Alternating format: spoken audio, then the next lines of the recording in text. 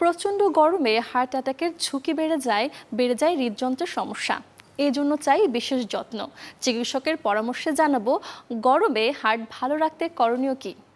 Make you keep moving. আপনি যদি নিজেকে সচল রাখেন তাহলে কিন্তু আপনার হার্ট কিন্তু অনেকখানি সুস্থ থাকবে। ওপেন এয়ার হার্ট অ্যাটাকের সবচেয়ে ভালো এক্সারসাইজ বলে মনে করি। এছাড়াও আমরা ফ্রি হ্যান্ড এক্সারসাইজ করতে পারি, বসে বসে কাজ করা, এটি পরিবর্তন করতে পারবো।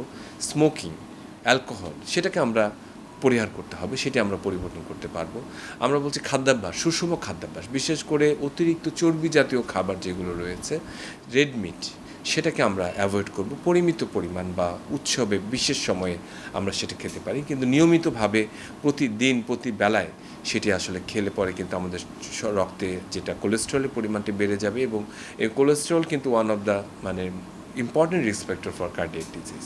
এই জায়গাটি রয়েছে। যাদের ডায়াবেটিস এবং উচ্চ রক্তচাপ রয়েছে সেটিকে নিয়ন্ত্রণে রাখতে হবে। প্রতিদিন অন্ততপক্ষে একটি করে গ্রিন ফ্রুটস, যেটা আমরা বলি যে একটি আপনার মিলে থাকা দরকার। বেশি করে গ্রিন সবজি যেগুলো রয়েছে সেগুলো খাওয়া, এবং অন্যান্য যে আমরা ভাতের পরিমাণটিকে বলি পরিমিত করতে, এবং মিট বা মাংস জাতীয় খাবারটাকে কমাতে বা মাছের পরিমাণটিকে বাড়াতে।